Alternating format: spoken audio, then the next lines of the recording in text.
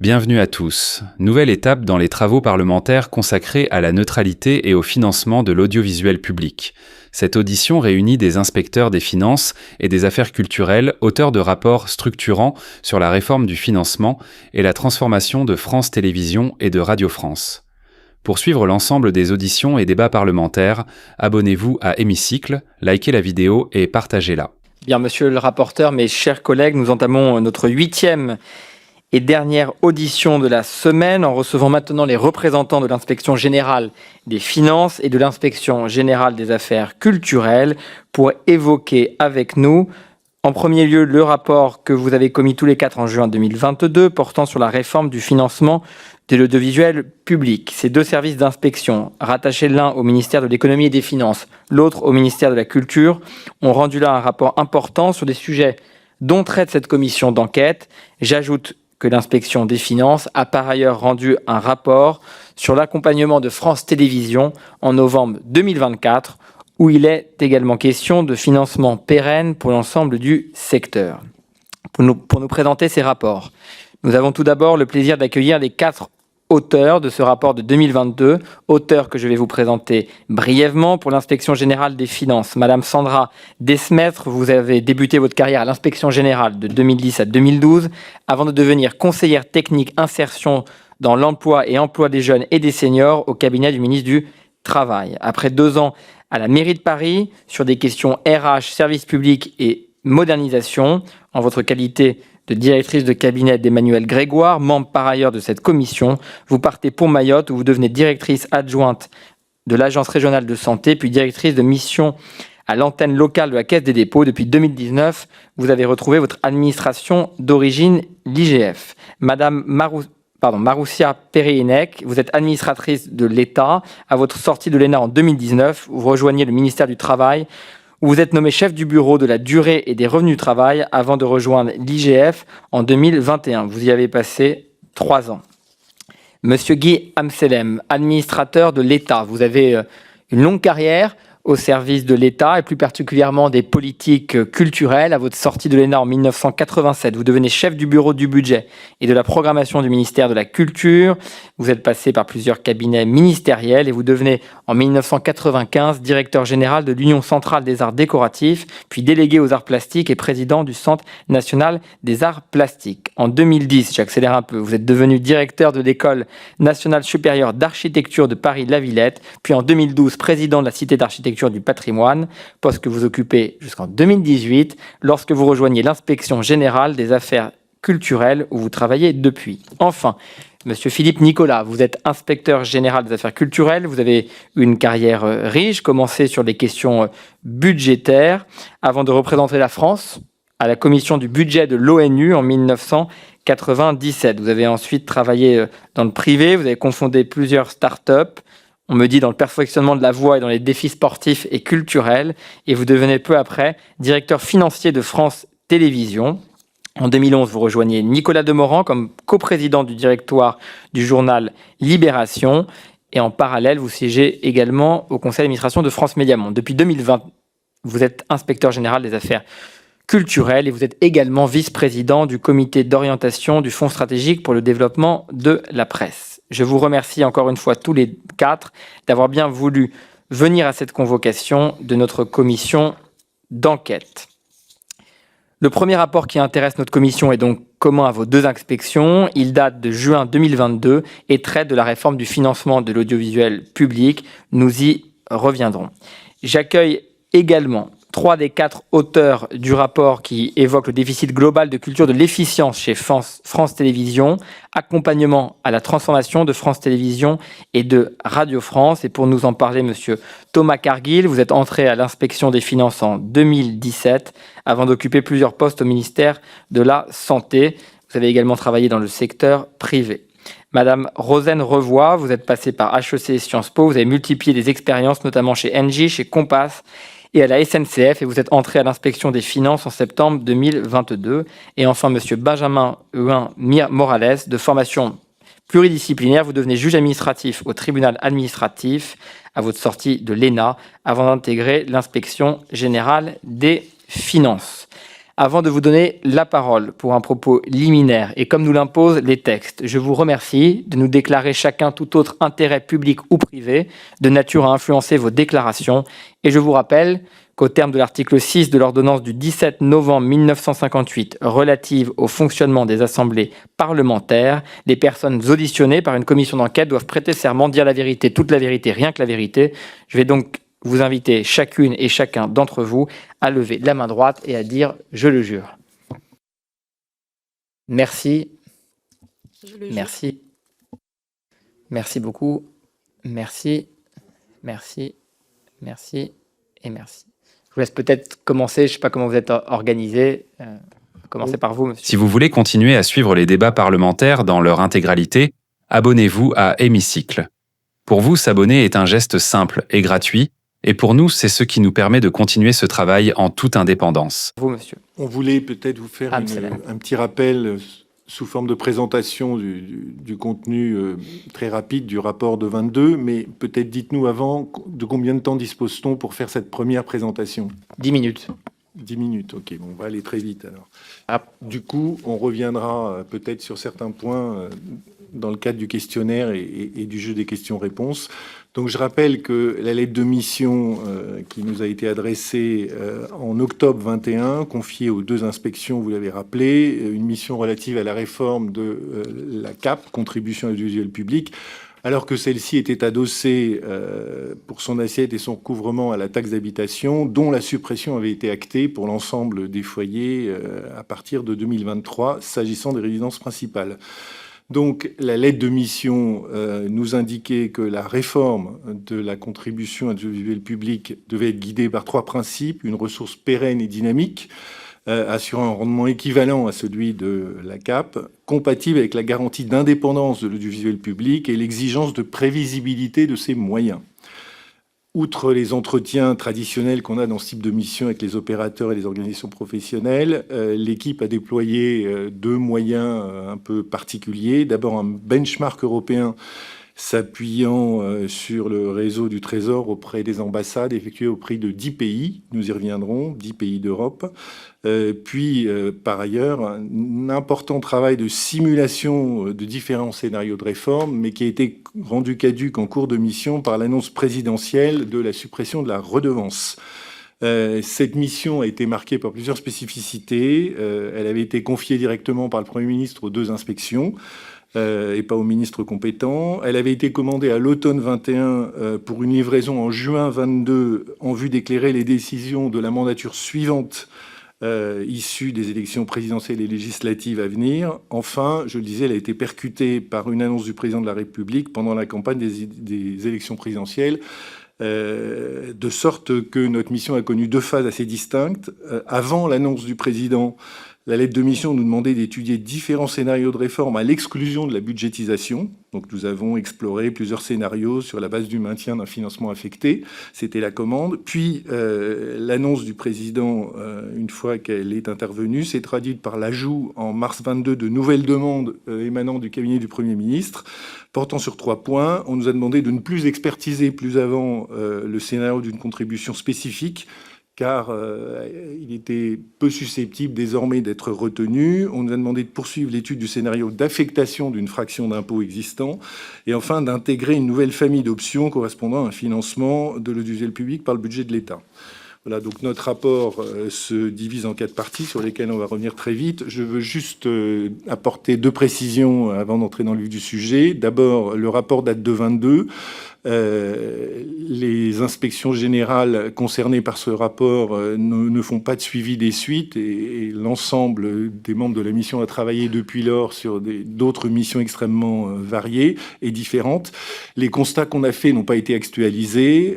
Pour autant, nous considérons que les recommandations que nous avons formulées, s'agissant en particulier de l'adéquation des moyens aux missions et de la prévisibilité des ressources, restent d'actualité. Et puis une dernière chose, concernant la mission de 22, nous ne répondrons qu'à la partie du questionnaire qui nous concerne directement, c'est-à-dire les questions 1 à 14.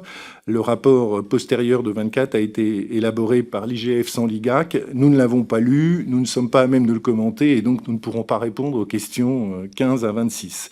Voilà, j'en viens maintenant au rapport. Donc très très vite, la première partie rappelle une évidence, mais qu'il faut prendre le temps de souligner, à savoir que la CAP ne finance pas seulement le fonctionnement de 6 opérateurs assurant des missions de service public, mais tout un écosystème qui connaît d'importantes transformations, porteuses de risques pour ses acteurs, liées notamment à l'arrivée des plateformes.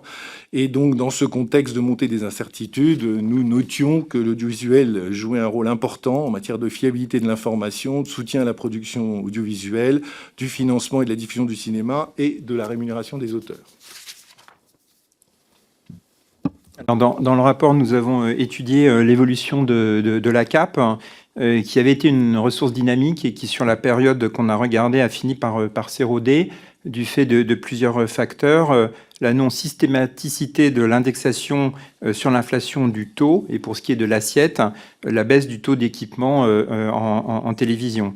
Alors le taux sur 30 ans avait suivi l'inflation, mais en réalité sur les dernières années, à partir de 2015, entre 15 et 22, il n'a augmenté que de 1,5% sur l'ensemble des 7 années, a même connu une baisse en fin de période. Donc cette stabilisation du taux et la baisse du nombre d'assujettis s'est traduit par une baisse du rendement de la redevance à partir de 2021. Néanmoins, la redevance restait centrale dans le financement de l'audiovisuel public, 90% des ressources pour 3,1 milliards de recettes et 650 millions d'euros apportés en plus en compensation de dégrèvement. Donc elle était très centrale et les autres relais de ressources n'étaient pas des relais très, très forts. Le premier d'entre eux, c'était les crédits budgétaires. Ils ont connu une forte hausse à la fin des années 2000, sous un double impact, la montée en puissance de France Média Monde, qui était financée sur crédit budgétaire, et puis la suppression de la publicité sur France Télévisions après 20 heures, qui a été compensée aussi par des crédits, de sorte qu'en 2009, on a connu un pic de 700 millions de crédits budgétaires, c'est-à-dire 20% des ressources publiques. Mais les arbitrages ont amené à une baisse progressive de ces crédits pour atteindre 0 en 2019. Et donc, si l'on prend l'ensemble des ressources publiques, redevances plus crédits budgétaires, en réalité, on constate une baisse de 0,4% sur la période 2009-2022, c'est-à-dire une baisse de 16% en termes réels. Donc, l'audiovisuel public a contribué à la baisse de la dépense publique. Juste un mot sur d'autres mécanismes importants. C'est 2009-2022. Hein. 2009-2022. 2009-2022. Baisse de 16%, de 16% en termes réels. En euros constants, c'est-à-dire en termes réels retraités de l'inflation. Les mécanismes de recettes, par ailleurs, indépendamment de leur rendement, manquaient de prévisibilité, qui est un sujet important, aboutissant dans les faits à un pilotage par la dépense.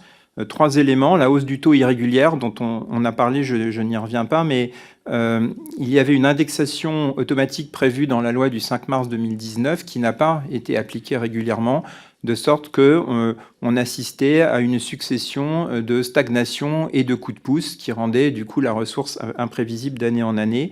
Deuxièmement, un mécanisme de garantie de ressources prévoyait une compensation par des crédits au cas où le rendement de la redevance et des dégrèvements ne serait pas conforme aux prévisions. Et dans les faits, ce mécanisme fonctionnait assez différemment comme une subvention d'équilibre pour atteindre les objectifs de crédit définis dans le COM, de sorte qu'on était sur un pilotage plutôt par la dépense. Et troisième élément, puisqu'on parle des COM, ils ne furent pas respectés. Sur la période que nous avons regardée, 2011-2022, ils furent inférieurs de 1,1 milliard à ce qui était écrit dans les documents, c'est-à-dire 3% de l'assiette. Seuls les moments où les COM étaient prévus en baisse étaient respectés.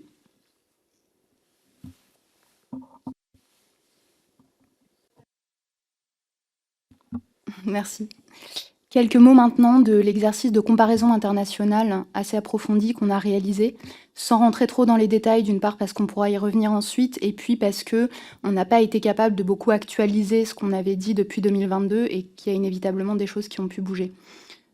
Juste pour vous donner 2 éléments. D'une part, quand on a travaillé, le financement de l'audiovisuel public faisait l'objet de réflexions et de réformes dans beaucoup de pays européens.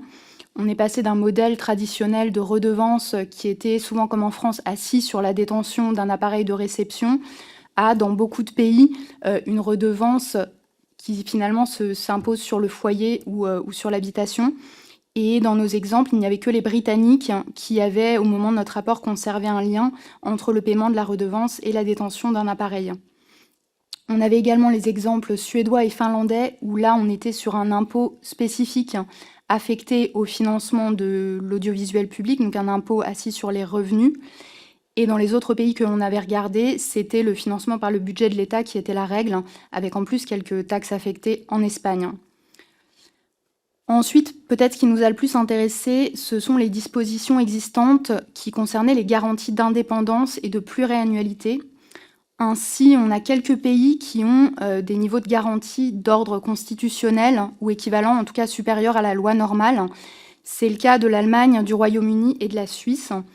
Au Royaume-Uni, l'indépendance de la BBC est garantie par la Charte royale à valeur constitutionnelle, qui est révisée tous les 11 ans. En Allemagne, c'est la loi fondamentale de 1949 qui garantit la liberté d'information et qui est déclinée par le traité sur les médias qui garantit spécifiquement l'indépendance de l'audiovisuel public. Donc ça, c'est pour les garanties juridiques les plus contraignantes. Dans les pays scandinaves, on a retrouvé plusieurs modèles d'engagement financier pluriannuel contraignants. Par exemple, en Norvège, les subventions budgétaires sont fixées pour 4 ou 5 ans selon les chaînes. En Suède, la taxe qui finance l'audiovisuel public voit son montant fixé dans une charte qui était de 6 ans, qui vient de passer à 8 ans. Et au Danemark, le Parlement adopte aussi des accords pluriannuels contraignants. On s'est également beaucoup inspiré de l'exemple allemand auquel vous faisiez référence dans vos questions, d'une commission qui s'appelle la KEF. Alors je vais me lancer, attention, la Kommission zur Ermittlung der Finanzbedarfs der Rundfunkanstalten. Donc c'est la commission pour l'évaluation des besoins financiers des radiodiffuseurs qui nous a semblé un exemple intéressant parce que cherchant à objectiver autant que possible l'adéquation des missions aux moyens. Et enfin, peut-être un autre exemple intéressant, celui de la Fondation de gestion de l'audiovisuel public en Suède, qui est l'entité qui détient les parts des sociétés de l'audiovisuel et non pas l'État, ce qui crée un intermédiaire de fait entre l'État et les sociétés de l'audiovisuel public et qui est donc susceptible de renforcer l'indépendance vis-à-vis des autorités publiques. Très rapidement. Ouais. Si vous me le permettez, je peux développer les propositions que nous avions été amenés à formuler ou bien y revenir dans le cadre des questions. Je peux le faire en quelques minutes. Allez-y. Donc voilà, c'était la 4e partie de notre rapport qui formulait un ensemble de propositions qui permettaient donc de mettre en œuvre les engagements du président de la République, de supprimer la CAP dès 2022, tout en protégeant l'indépendance de l'audiovisuel public. Et dans ce contexte donné, le champ des options de financement dont nous avions finalisé l'instruction était restreint.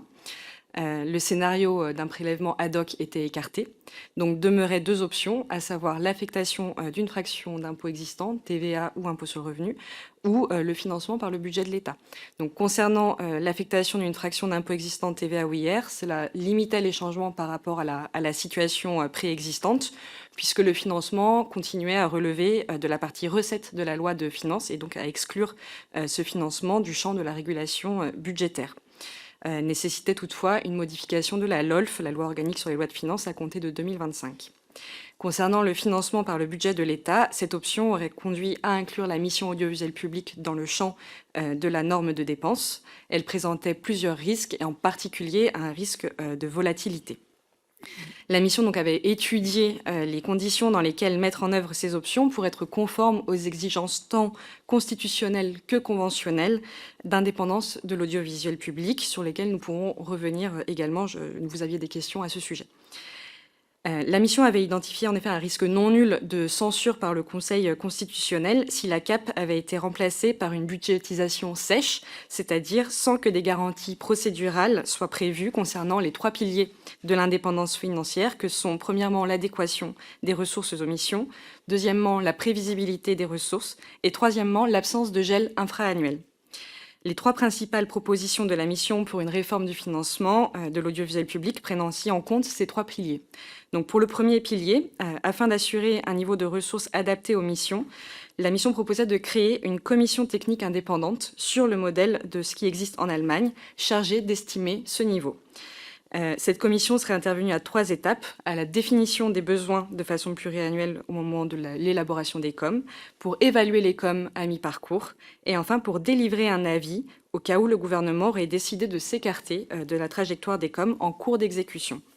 Des garanties procédurales auraient pu rendre les avis de cette commission de fait contraignants, par exemple une publicité des avis de la commission et une publicité des rapports du gouvernement expliquant les raisons l'amenant à s'écarter de cette trajectoire. Nous avions proposé d'en inscrire l'existence et l'émission dans la loi organique sur les lois de finances, la LOLF, sur le modèle de ce qui existe pour le Haut Conseil pour les finances publiques. Concernant sa structure et sa composition, nous avions proposé qu'elle soit adossée administrativement à l'ARCOM et qu'elle soit composée d'experts nommés par l'ARCOM, la Cour des comptes, les présidents des commissions des finances et de la culture des 2 assemblées, ainsi que par le président du CESE. Deuxièmement, concernant le renforcement de la pluriannualité nécessaire à la prévisibilité des ressources de l'audiovisuel public, nous avions proposé de fixer la durée des COM à 5 ans et en les faisant démarrer 18 mois après le début d'une mandature. Nous avions également proposé d'inscrire la trajectoire des COM dans une norme, à savoir soit la LPFP, la loi de programmation des finances publiques, soit une loi de programmation. Nous avions noté que si on voulait conférer à cette trajectoire un caractère contraignant, une révision constitutionnelle aurait été nécessaire. Troisièmement, le principe d'exonération de l'audiovisuel public de la régulation infra-annuelle, à savoir les mises en réserve de crédit et les annulations, aurait pu être garanti en insérant un article dans la LOLF pour exempter les sociaux d'audiovisuel public de ces régulations. L'annulation de crédit en loi de finances rectificative aurait pu rester possible, mais aurait été par exemple soumise à l'avis de la commission technique indépendante précitée. Et enfin, la mission recommandait de prévoir un scénario de transition, le temps de mettre en place ces garanties. Ce scénario transitoire consistait à affecter aux sociétés de l'audiovisuel public, via le compte de concours financier à l'audiovisuel public, une fraction d'impôt existant, TVA ou IR. Et le cadre juridique organique le permettait au moment de la publication du rapport jusqu'au dépôt du PLF 2025. Voilà, nous vous remercions, Monsieur le Président, Monsieur le rapporteur, Mesdames, Messieurs les députés, pour votre écoute et nous nous tenons à votre disposition pour répondre à vos questions. Merci beaucoup et je propose maintenant que vous puissiez nous présenter votre rapport pour 10 minutes si possible et ensuite je laisserai le rapporteur vous poser des questions. Alors, je vais vous rappeler d'abord le cadre de la mission et après vous guider à travers le cheminement et les principales conclusions de la mission. Donc, l'IGF a travaillé entre novembre 2023 et mars 2024 à la demande de la ministre de la Culture et du ministre du Budget. J'insiste sur l'accompagnement à la transformation de France Télévisions et de Radio France. Le contexte, c'était la finalisation des contrats d'objectifs et de moyens, où on devait se poser la question de l'horizon de transformation et de l'adéquation des objectifs avec les moyens des 2 sociétés. La mission a donc rendu un avis général sur les enjeux de transformation et de rapprochement de France Télévisions et de Radio France au travers de 4 axes de travail. Donc la documentation des plans de transformation, notamment 3 champs, le rapprochement de France 3 et de France Bleu, l'approfondissement de France Info et la stratégie de transformation numérique. Deuxième point, l'analyse des plans d'affaires des 2 entreprises, notamment la soutenabilité des modèles proposés et leur capacité à financer les ambitions de transformation des contrats d'objectifs et de moyens appelés COM. Troisièmement, l'analyse des possibilités d'évolution des accords collectifs de France Télévisions et de Radio France, qui sont structurants pour les 2 sociétés. Et enfin, ce qui était particulièrement intéressant pour nous, la documentation du fonctionnement des services publics audiovisuels d'1 ou 2 pays étrangers, en l'occurrence le Royaume-Uni et la Finlande, qui est particulièrement connue pour être un service public audiovisuel très en avance sur le numérique. La mission a travaillé pendant 5 mois. Elle s'est appuyée sur les tutelles des 2 sociétés, les équipes de France Télévisions et de Radio France, des échanges avec de nombreuses personnes, 188 personnes, notamment des acteurs privés, des visites dans les réseaux de France 3 et de France Bleu, et elle s'est déplacée en Angleterre et en Finlande. Donc les travaux de la mission sont institués dans un rapport qui est disponible sur le site internet de l'Inspection générale des finances. Je vais maintenant vous présenter le cheminement et les principales conclusions de la mission à travers 3 parties. Une première partie, question qu'on commençait par se poser, à quoi servent les médias publics? Une deuxième question qu'on s'est posée, à quoi sont confrontés les médias publics aujourd'hui? Et une troisième question qui nous a particulièrement occupés, que font France Télévisions et Radio France pour relever ces défis? Première question, à quoi servent les médias publics? La mission souligne dans son rapport que les médias publics peuvent servir à 5 choses. Premièrement, ils participent à la fiabilisation de l'information, ce qui est particulièrement important dans un contexte de multiplication des fausses informations. Deuxièmement, ils portent la voix de la France à l'étranger, dans un contexte où, depuis une dizaine d'années, on a une lutte croissante entre médias publics en Europe, en Afrique et partout dans le monde. On peut penser à RT, donc la chaîne publique russe, CGTN, la chaîne publique chinoise, ou TRT, la chaîne publique turque. Troisièmement, ils participent à l'économie et à la diversité des créations des contenus, ce qui est aussi particulièrement important, il faut toujours se remettre dans ce contexte international et dans un mouvement d'uniformisation et d'internationalisation des productions portées par les plateformes internationales de streaming, dont la plupart sont américaines. Quatrièmement, dans un contexte d'archipélisation de la société, c'est le seul média dont l'objectif inscrit dans la loi est de s'adresser à tous les Français, les médias privés ayant des contraintes financières qui les obligent à cibler un ou plusieurs publics pour qu'ils s'abonnent ou génèrent des recettes publicitaires.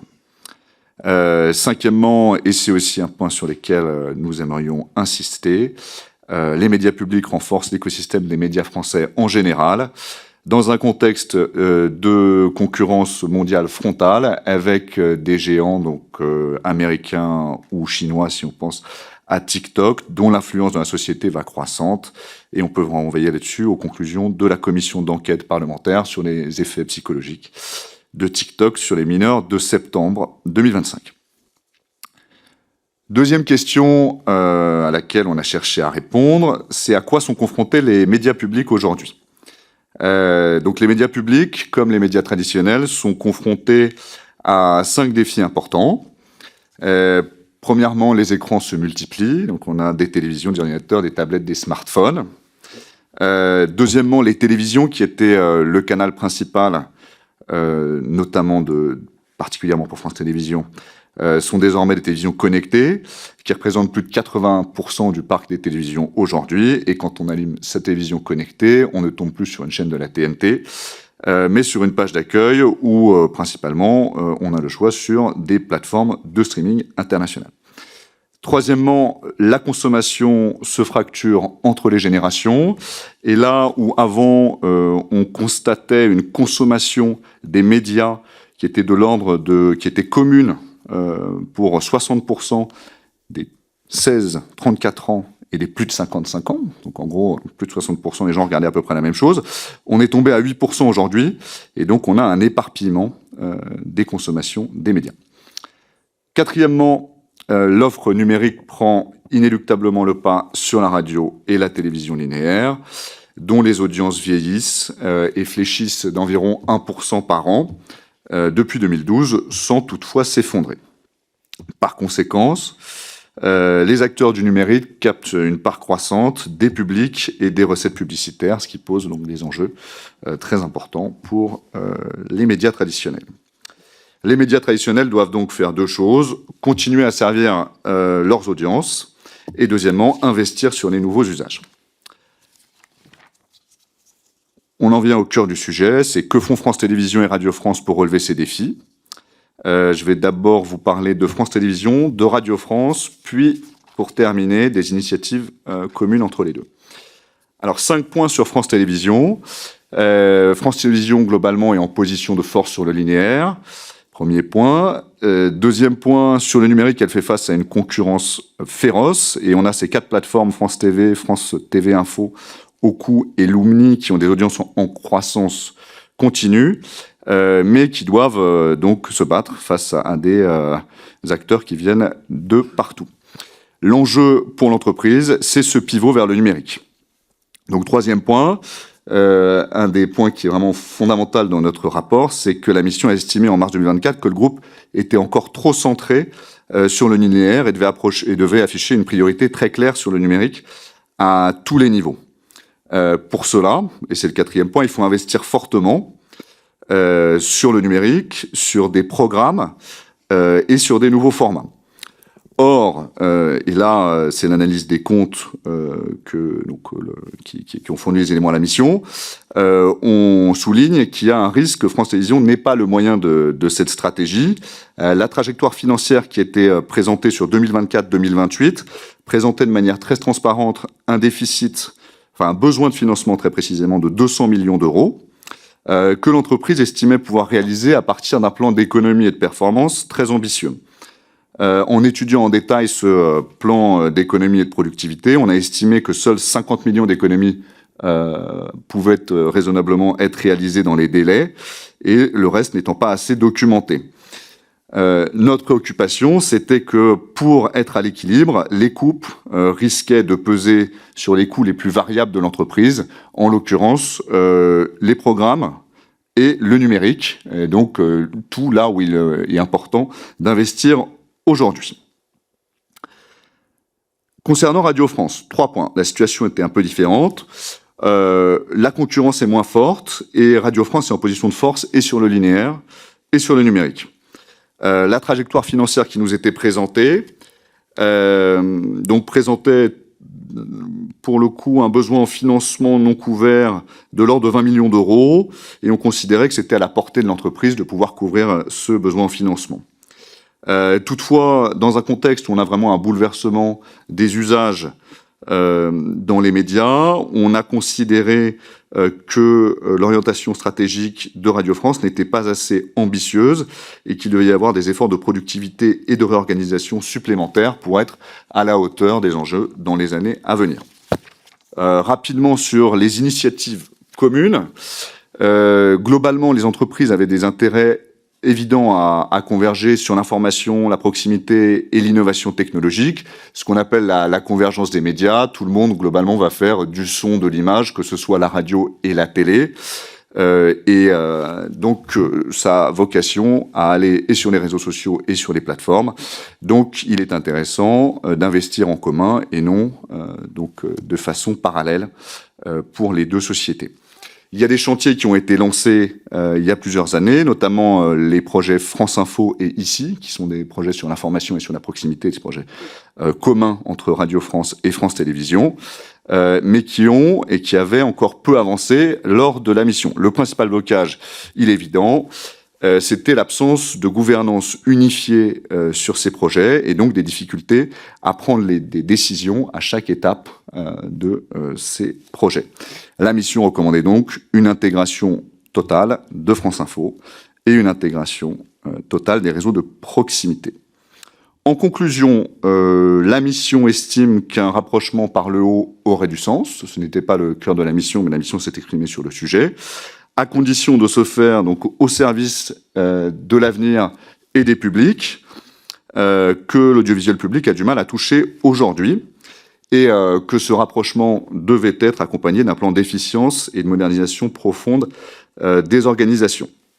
En dehors de ces considérations donc de rapprochement, plusieurs pistes d'évolution ont été recommandées pour France Télévisions et pour Radio France dans le cadre de leur réflexion stratégique, et sur la proximité et sur l'information.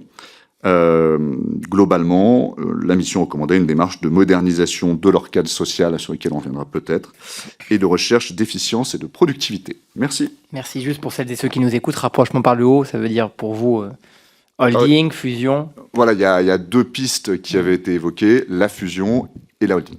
Et vous mettez les deux sur le même plan ou vous privilégiez une piste par rapport à une autre? Non, c'était une réflexion générale, l'une ou l'autre. C'était l'unification de la gouvernance des deux sociétés. Et vous n'avez pas examiné dans le détail les deux scénarios?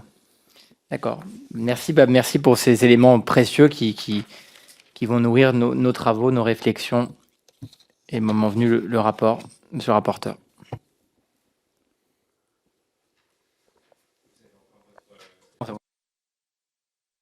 Merci Monsieur le Président, merci à vous, Mesdames et Messieurs, pour votre temps et d'accepter de répondre à l'ensemble de nos questions. Vous le savez, la loi Léotard de 1986 prévoit que soient conclus des contrats d'objectifs et de moyens entre l'État, d'une part, et les différentes entreprises audiovisuelles, pour une durée comprise entre 3 et 5 années civiles. Ces COM définissent pour chacune de ces entreprises une trajectoire pluriannuelle qui fixe les axes prioritaires de développement, le montant des ressources publiques qui leur sont affectées, mais aussi les engagements d'investissement dans la création. Ces COM sont négociés avec les tutelles, c'est-à-dire le ministère de la Culture, du budget aussi. Vous n'ignorez pas donc que le COM 2024-2028 de France Télévisions n'a pas été adopté par le Parlement. La question des financements devait être tranchée après avoir tranché la question de la gouvernance. Mais le projet de réforme de gouvernance est aujourd'hui inabouti. La question des financements n'a toujours pas été tranchée. Est-ce que vous considérez comme problématique que l'État actionnaire ne donne actuellement aucune ligne de conduite, aucune consigne, aucune trajectoire financière, en tout cas récente, à France Télévisions?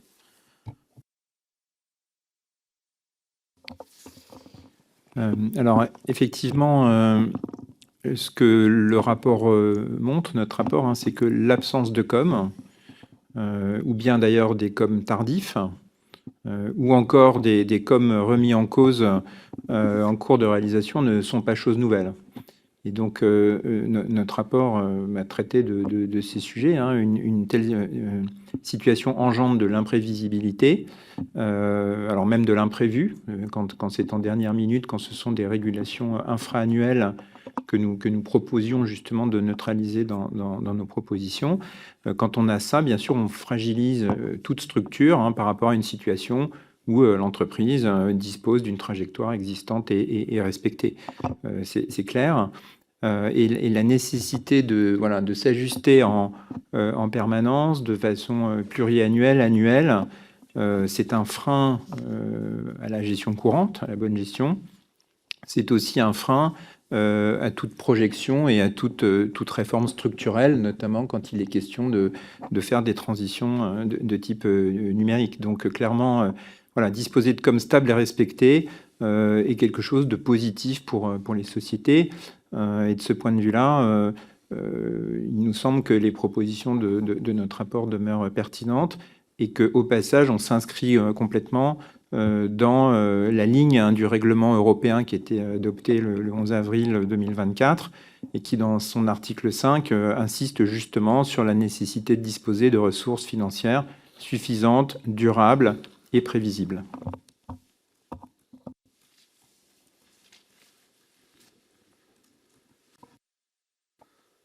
Merci pour votre réponse.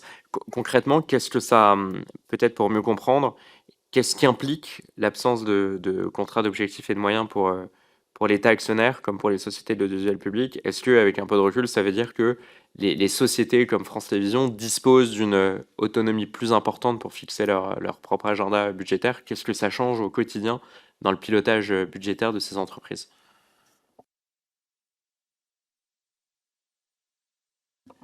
Au quotidien, ça signifie qu'au moment où elles établissent leur budget, elles ont peu de visibilité sur l'année à venir.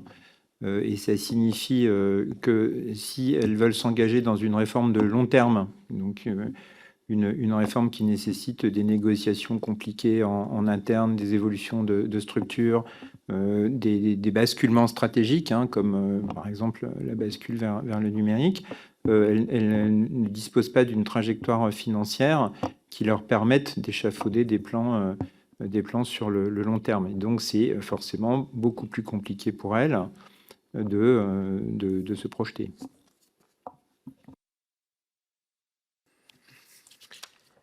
Je vous remercie pour votre réponse. J'en viens maintenant aux pistes d'optimisation, de rationalisation qui ne sont pas abordées dans votre rapport. L'audiovisuel public compte 5 chaînes nationales pour France Télévisions, France 2, France 3, France 4, France 5, France Info, 9 chaînes ultramarines, 2 autres chaînes nationales pour le reste de l'audiovisuel public, Arte, LCP, 4 chaînes pour France 24, française, espagnole, anglaise, arabe, 10 chaînes pour TV5 Monde, dont 8 chaînes régionalisées ainsi que TVI 5 Monde et TV5 Monde Style, soit 30 chaînes de la télévision publique française, ainsi que 7 radios pour Radio France, France Inter, France Info, ici, France Culture, France Musique, FIP et Move, et 17 aussi pour France Média Monde, 16 langues pour RFI ainsi que Monte Carlo, 54 chaînes de radio et de télévision publique françaises, sans compter le nombre de plateformes numériques. Est-ce que vous ne voyez pas là matière peut-être à rationaliser, à optimiser, que ce soit les coûts mais aussi les performances de l'audiovisuel public?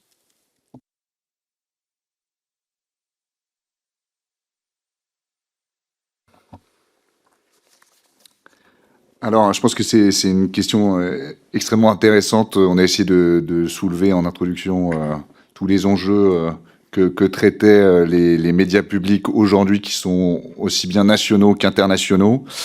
Toutefois, les commanditaires de notre rapport nous ont demandé d'étudier les enjeux relatifs à France Télévisions et Radio France. On a pu auditionner quelques personnes des entités de l'audiovisuel public que vous avez mentionnées. Mais on n'a pas étudié en profondeur ces structures et les enjeux relatifs à ces structures. Donc on ne dispose pas d'une expertise suffisante pour pouvoir répondre à votre question.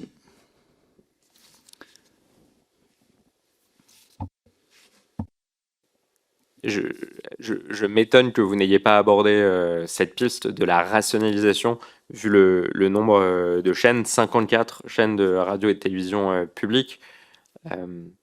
Nulle part dans votre rapport ou dans votre étude, vous avez souhaité étudier, par exemple, des fusions d'antennes ou des projets d'optimisation, de partage. Notamment, vous avez évoqué en propos liminaire le cas de France Info, qui est intéressant, entre la radio et la télévision. Est-ce qu'il n'y aurait pas d'autres cas applicables de rationalisation entre France Télévisions et Radio France qui, demain, pourraient être mis en place ? Alors effectivement, oui, sur ces sujets précis, on a regardé les cas des rationalisations possibles sur les réseaux de France Télévisions et Radio France. Donc hier, France 3 et France Bleu, aujourd'hui ici, et sur le projet France Info. Donc on a des pistes qui sont détaillées sur ces sujets-là. Si on prend un point qui est, je pense, le plus concret et le plus illustratif pour la commission, des réseaux, par exemple France 3 et France Bleu, il y a un certain nombre d'optimisations possibles au niveau immobilier. Donc, dans un certain nombre de villes, aujourd'hui, on a des locaux France 3, des locaux France Bleu, et sont sur la table et à Radio France et à France Télévisions des plans pour pouvoir donc converger sur des locaux communs. C'est le cas, si je dis pas de bêtises, à Rennes, où désormais France Bleu et France 3, donc renommés ici, se sont installés dans un immeuble.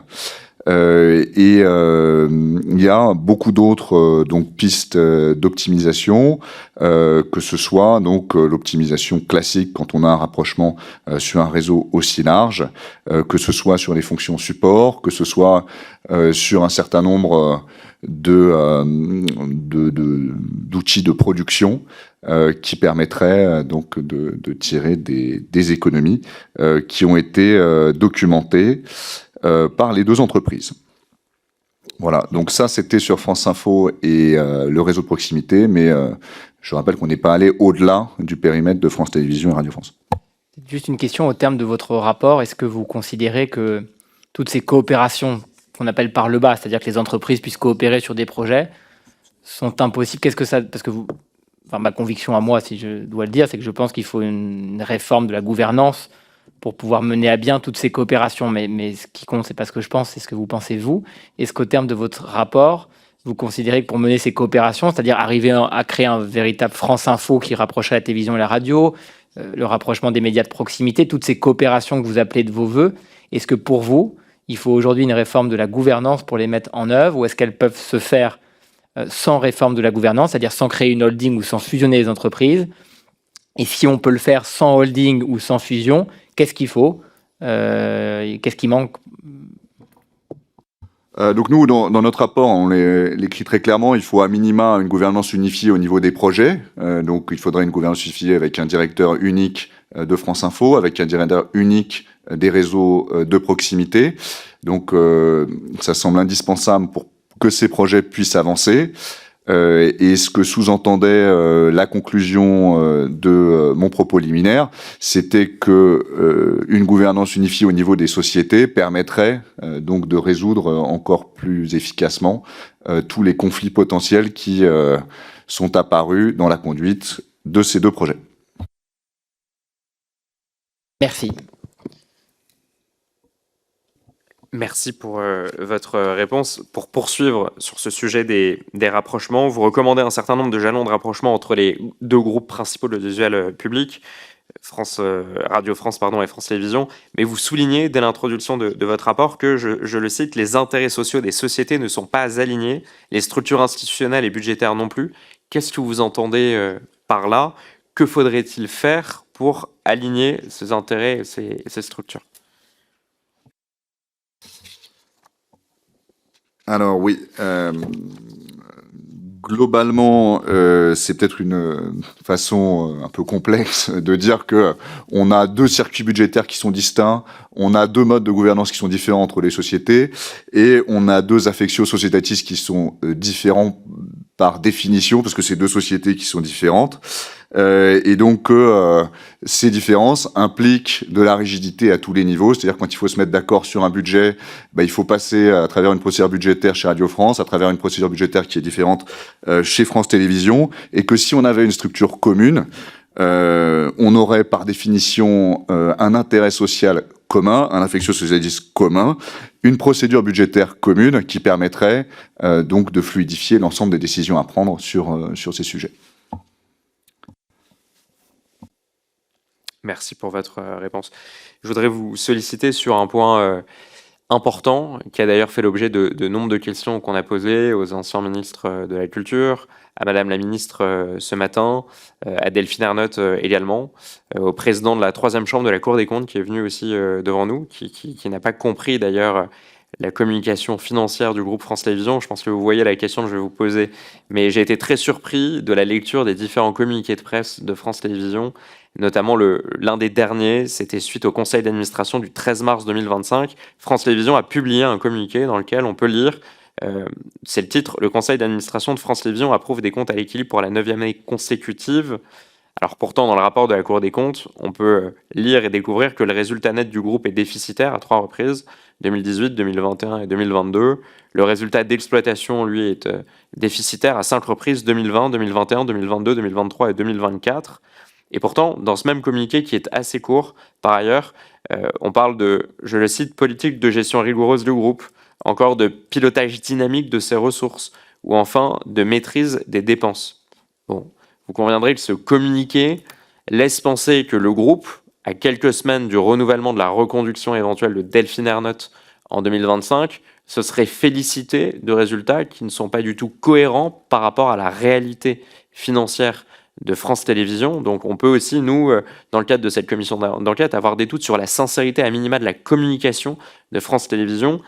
Comment est-ce que vous expliquez cette différence majeure entre la communication officielle de France Télévisions et la réalité que nous ont décrit vos collègues de la Cour des comptes lorsque nous les avons entendus il y a un peu plus de 2 mois? Est-ce que vous pouvez vraiment préciser la question? Parce que si la question, j'ai cru au départ que c'était une question sur la comptabilité analytique dans le groupe, mais je suis pas sûr que ce soit exactement la question qui est posée. Oui, mais merci, vous avez raison, c'est important d'être précis. J'aurais une question sur la comptabilité analytique. Vous anticipez effectivement ma demande. Promis, c'est la question qui viendra juste après, mais non, ma question portait plus sur comment est-ce que vous expliquez un tel écart. Le président de la 3e chambre de la Cour des comptes, M. Nasser Meda, nous a dit, je ne peux pas vraiment l'expliquer, il faut poser la question à la direction de la communication de France Télévisions qu'on n'a pas encore entendue, mais comment est-ce que vous expliquez cet écart de communication entre un groupe qui nous dit tout va bien, on se félicite, les comptes sont à l'équilibre, alors que pourtant la Cour des comptes nous indique qu'il y a 81 millions d'euros de déficit cumulé depuis 2017, que la trésorerie est négative, que les capitaux propres sont inférieurs à la moitié du capital social de l'entreprise, bref, que dans les mots de Pierre Moscovici, il y a une situation plus que critique qu'aucune entreprise ne pourrait tolérer. Comment vous expliquez cet écart entre la communication officielle du groupe et ce que la Cour des comptes et vous-même aussi, j'imagine, avez pu constater? Je crois bien que les faits dont on parle sont ultérieurs au rendu du rapport, et donc on n'aura pas l'expertise pour pouvoir vous éclairer sur cette différence. Peut-être au-delà du commentaire sur la communication, comment vous analysez-vous la situation financière de France Télévisions? Le rapporteur parle très souvent à cette commission, on commence à se connaître, je le cite, de quasi-faillite. Est-ce que c'est la situation? D'ailleurs, la question se pose pour les deux rapports, puisque en travaillant sur le financement de l'audiovisuel public, vous avez dû forcément travailler sur la situation financière, ou en tout cas aborder les comptes de ces entreprises. Enfin, est-ce que vous parleriez de quasi-faillite de France Télévisions? Comment vous qualifieriez la situation financière de France Télévisions? Je pense qu'on peut difficilement parler de quasi-faillite. Il faut essayer de bien voir. Enfin, je veux vous donner un peu la vision qui a été la vision de la mission pendant ces quelques mois de travail. On est en gros face à une structure on va prendre des chiffres très simples pour réfléchir, mais qui dépense environ 3 milliards d'euros par an pour environ un budget de 3 milliards d'euros par an, et justement c'est parfois un peu un déséquilibre, parfois un peu en excédent plus rarement. Sur ces 3 milliards, en gros, on a 1 milliard de personnel, 1 milliard de coûts de programme, et 1 milliard de dépenses, support et autres types de dépenses au soutien à la production et autres sujets. Donc, par rapport à cette structure de dépenses, on a une dépense qui est variable, facilement ajustable, qui sont les dépenses de programme. On peut tout simplement arrêter d'acheter un certain nombre de programmes. Il faut bien savoir de quoi on parle. C'est-à-dire que quand on parle de faillite, on parle de sociétés qui peuvent plus faire face à leurs engagements, et donc dans lesquelles on va avoir un certain nombre de procédures judiciaires qui vont se mettre en place. À notre sens, et c'était aussi un des points sur lesquels on insistait particulièrement, France Télévisions pourra toujours, si bien sûr l'État ne coupe pas de manière abrupte les crédits publics qu'il lui donne, piloter son budget avec les dépenses qui sont les plus variables. N'a pas une structure de dépenses qui est trop rigide et qui l'enverrait directement dans une situation de faillite. Et le point sur lequel j'insiste, c'est que s'ils ne se réforment pas, ils vont, de manière consciente ou inconsciente, devoir faire des économies sur les coûts qui sont les plus variables et qui nous semblent aujourd'hui les coûts les plus importants à engager, que ce soit les coûts pour les investissements dans le numérique ou des achats de programmes, notamment à destination des jeunes ou des publics qui aujourd'hui sont difficilement ou ne sont pas encore touchés par France Télévisions. Merci pour votre réponse. Question simple.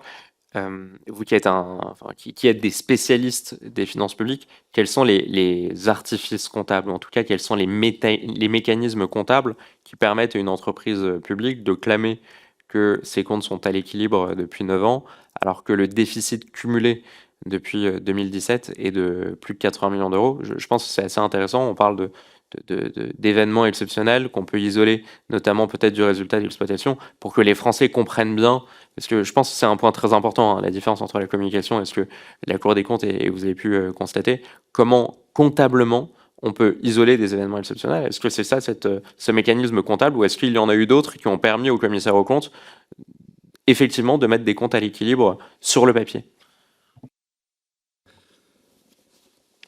Alors, encore une fois, on n'a pas eu dans les mains les comptes dont vous parlez. Je pense qu'on a étudié des comptes qui étaient des comptes passés, qui étaient de mémoire tous certifiés, je pense, par les commissaires aux comptes.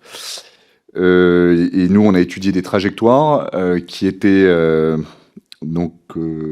communiquées en toute transparence, qui laissaient apparaître donc un besoin en financement non couvert que j'ai mentionné, et auquel la société apportait une réponse qui était ce plan d'économie et de productivité que j'ai mentionné. Ensuite, et pour rentrer un peu dans la technique, je pense que est-ce que c'est le moment où on aborde la comptabilité analytique? Alors, il faut juste préciser, voilà, peut-être, allez-y, monsieur le rapporteur. Je sens que vous brûlez d'envie Voilà. de parler de la Le comptabilité rapporteur aussi. analytique, mais vous avez raison, ça faisait partie notamment de mes questions. Donc, je vous pose la question, je vais vous citer d'ailleurs une partie de votre rapport. Vous parlez, alors en introduction, vous critiquez un déficit global de culture de l'efficience chez France Télévisions. Avant de parler à proprement parler de cette comptabilité analytique, pour parler de la culture de l'efficience et de ce déficit global de culture de l'efficience, sur quel point factuel est-ce que vous appuyez pour pouvoir l'exprimer? Est-ce que vous pouvez nous donner des exemples concrets et les plus chiffrés, si possible?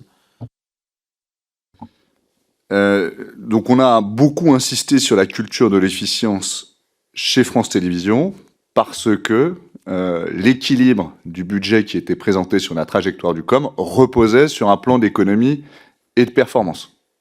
Donc sans culture de l'efficience, c'était sûr que ces 200 millions, dont seulement 50 millions étaient documentés au moment où la mission a travaillé, pouvaient très difficilement être atteints.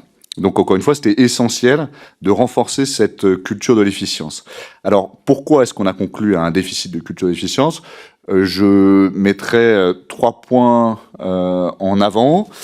Des équipes qui sont en charge du suivi et des mesures d'efficience qui étaient trop limitées. On avait, et c'est dans le rapport, je pense, 5 personnes qui étaient dans les équipes d'audit interne, ce qui nous paraissait un peu limité par rapport aux enjeux. Deuxièmement, on a regardé les tableaux de pilotage qui étaient utilisés par les dirigeants de France Télévisions, qui étaient assez riches, mais qui ne comprenaient pas une partie significative qui était centrée sur les mesures d'efficience. Or, on sait bien que dans toute grande structure, si au niveau de la direction, on ne suit pas de près ce genre de mesures, généralement, ça n'avance pas énormément dans le reste de la structure. Et troisième point, j'y reviens, c'était une comptabilité analytique qui était pas facile à exploiter. Et qui dit comptabilité analytique pas facile à exploiter, dit difficile de pouvoir vraiment détourer des endroits où on veut faire des économies. Je vous remercie pour votre réponse. Je rebondis sur le nombre de personnes à l'audit interne. France Télévisions est un groupe de 9000 employés. Vous le disiez, chaque année, ils dépensent à peu près 3 milliards d'euros. Est-ce que, 5 personnes à l'audit interne pour des chiffres aussi importants, ça me paraît quand même très interpellant. Est-ce que vous pourriez peut-être nous faire une comparaison sur d'autres entreprises publiques que vous avez pu avoir en étude? Sur 9000 employés et un tel budget, quel devrait être le nombre attendu d'une équipe d'audit interne? Alors encore une fois, il faut toujours remettre ça dans le contexte de quels sont les enjeux pour l'entreprise en question. Là encore une fois, j'insiste sur le fait que les plans d'économie étaient centrales dans la trajectoire financière de l'entreprise, et donc il fallait mettre des moyens particulièrement importants pour pouvoir réaliser ces économies.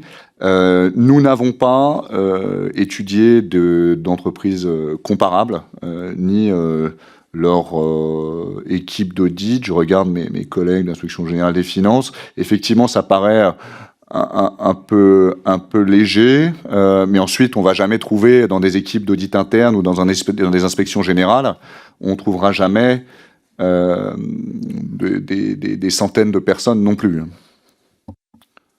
Sandra, peut-être, ou non?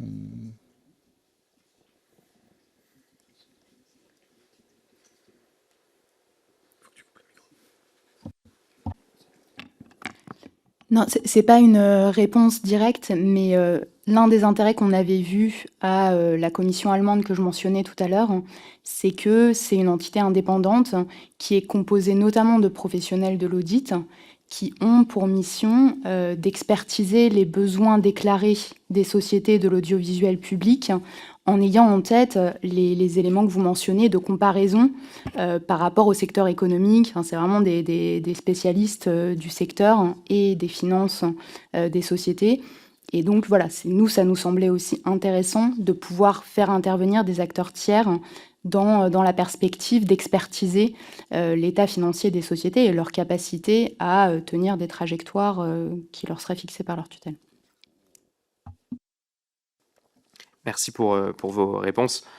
pour continuer sur le thème de la comptabilité analytique et parfaitement comprendre votre constat.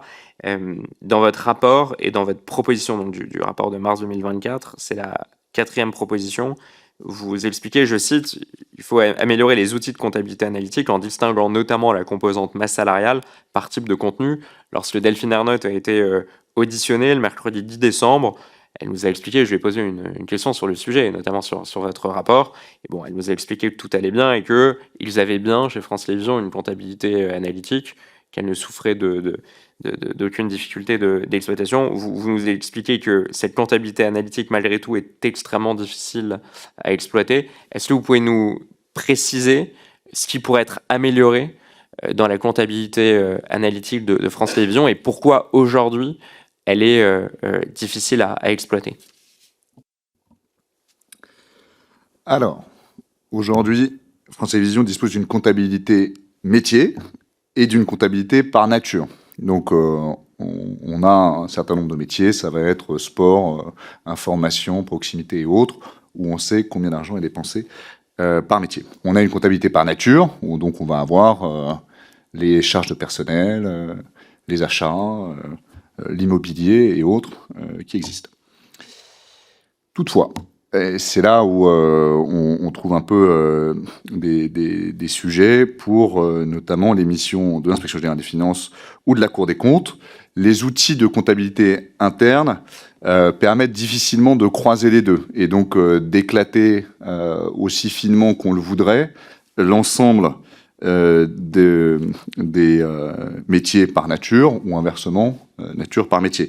Donc si on voulait facilement, par exemple, se dire combien coûte tel programme, combien coûte telle chaîne, tel format ou tout autre élément d'analyse chez France Télévisions, c'est difficile. Pourquoi c'est difficile ? Ça s'explique pour 2 raisons principales. Donc on a des limites dans les systèmes d'information comptables entre des entités du groupe France Télévisions. Notamment, on a toute une unité qui produit des contenus, qui s'appelle la Fabrique, dont les coûts ne sont pas décomposés par nature de charge dans la comptabilité générale de l'entreprise. En gros, du fait du croisement des systèmes d'information comptable qui ne sont pas les mêmes entre la Fabrique et le reste du groupe, on a une perte d'information au moment de la consolidation des comptes. Deuxième point, on a des outils de suivi des activités des salariés qui ne permettent pas de rattacher systématiquement le temps de travail à un objet particulier. On prend un exemple qui va parler à tout le monde. Un journaliste ne dit pas heure par heure sur quel sujet il travaille, alors qu'il peut parfois travailler pour un programme, puis pour un autre, pour une chaîne ou pour une autre, un peu plus rarement. De même, et là je ne vais pas rentrer dans le détail, parce qu'on arrive à des sommets de complexité sur le rattachement comptable de l'activité des personnels techniques administratifs. Mais donc, c'est ce type de limites qui font que aujourd'hui, ou plutôt on va dire hier, les missions d'inspection et d'audit de la Cour des comptes ont eu du mal à avoir une comptabilité analytique qui leur permettait d'avoir des outils d'analyse de tous les sujets qu'ils auraient aimé utiliser. Je tiens à dire que France Télévisions, on a travaillé avec eux pendant 5 mois. On finit par nous produire à la main l'ensemble des grilles d'analyse comptable qu'on leur avait demandé. Mais toutefois, donc, ça ce sera ma conclusion, et c'était une des recommandations, on pensait qu'il était quand même possible d'améliorer dans la durée ces outils de comptabilité. Merci pour votre réponse. Vous expliquez que donc, France Télévisions dispose d'un système d'information un peu différent. Vous parlez de l'équipe La Fabrique. On voit le budget de cette équipe est de 200 millions d'euros. Qu'est-ce qui justifie aujourd'hui que dans l'exploitation du système d'information, avec un tel budget, on n'arrive pas à avoir une comptabilité analytique qui fonctionne suffisamment bien, en dépit des moyens considérables, on peut le dire, qui sont déployés chaque année? Je me suis mal exprimé.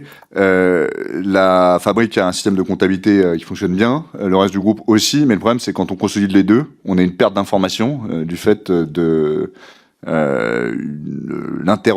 l'interopérabilité donc limitée entre les différents systèmes d'information comptable, et ensuite pourquoi là c'est au-delà de mes compétences. Dernière question sur la comptabilité analytique. C'est un point qui est important parce que lorsque Delphine Ernotte s'est présentée devant le CSA en 2015, je crois qu'il a été plus ou moins conclu que c'était une priorité de son premier mandat. En 2020, de la même façon, l'ARCOM lui a demandé où elle en était de ce chantier de mise en place d'une comptabilité analytique suffisamment exploitable. Il y a eu une promesse qui a été faite pour un deuxième mandat. Et troisième mandat, on arrive en 2025, qui n'a pas empêché d'ailleurs Delphine Ernotte d'être renouvelée. L'état de la comptabilité analytique était toujours aussi difficile à exploiter. Avec un peu de recul, est-ce que vous avez vu une amélioration significative sur les dernières années de cette comptabilité analytique, ou est-ce qu'il n'y a pas vraiment eu d'évolution sur les 10 dernières années? Je pense qu'il y a eu des évolutions. Je pense que c'est un chantier de très long terme. Ce qu'il faut bien comprendre, c'est que le groupe France Télévisions, c'est en fait à la base la collection d'un certain nombre de chaînes qui sont indépendantes. Donc FR2, France 3, l'ancien nom de France 3, Antenne 2, FR3 et autres, qui au départ étaient indépendantes et qui chacun avait une comptabilité autonome, et donc on était capable très facilement de dire FR2, voilà, ça coupe tant, etc. Donc il y a eu la fusion, d'abord la holding puis la fusion au sein de France Télévisions, et donc il y a un chantier de très long terme pour pouvoir transformer l'organisation comptable du groupe, donc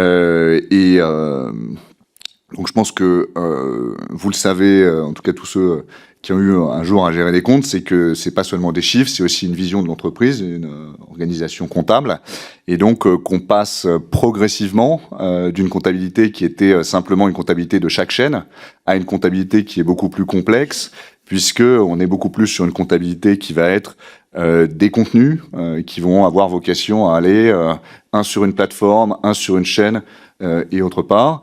Et effectivement, je pense que c'est un système de gestation en cours, mais que il faut perfectionner dans les années à venir. Merci pour votre réponse. Dernière question qui concerne la taille de l'équipe d'audit interne chez France Télévisions. Donc, on apprend dans votre rapport que cette équipe d'audit interne n'est composée que de 5 personnes. Vous semblez expliquer que c'est aussi l'une des raisons de ce déficit global de culture de l'efficience chez France Télévisions. Je le rappelle encore, mais le niveau de dépenses chaque année de France Télévisions est de 3 milliards, le nombre d'employés est de 9000. Quand je vous ai posé la question, est-ce qu'une équipe de 5 personnes pour l'audit interne est suffisante, ou quel serait le bon niveau par rapport à une entreprise de taille équivalente, je crois que vous m'avez répondu que dans les entreprises équivalentes, il n'y a pas une centaine de personnes non plus dans une équipe d'audit interne, mais bon, entre 5 personnes et une centaine, il y a, vous en conviendrez, un juste milieu. Comment expliquer un sous-effectif aussi important pour une équipe pourtant cruciale, surtout considérant le contexte budgétaire périlleux que traverse France Télévisions? Pourquoi les moyens n'ont pas été, selon vous, mis dans cette équipe d'audit interne, notamment aussi pour corriger ces points de déficit de comptabilité et d'éclairage comptable? Je ne sais pas, je pense qu'il faut une question à poser directement à l'entreprise. Et la taille, et dernière question sur le sujet, quelle serait la taille optimale d'une équipe d'audit interne pour France Télévisions? C'est pas une centaine, donc, mais c'est pas 5 non plus, ce serait quoi à peu près? Non, je pense qu'effectivement, il faut se poser la bonne question, c'est de regarder ce qui se fait ailleurs. Donc nous, on l'a pas fait, donc on n'a pas de comparable précis à vous donner.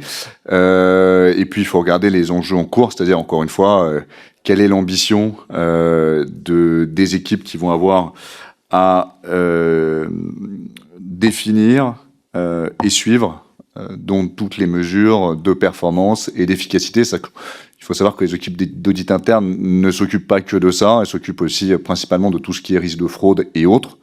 Donc voilà, c'est une réflexion à conduire, principalement pour la direction de l'entreprise.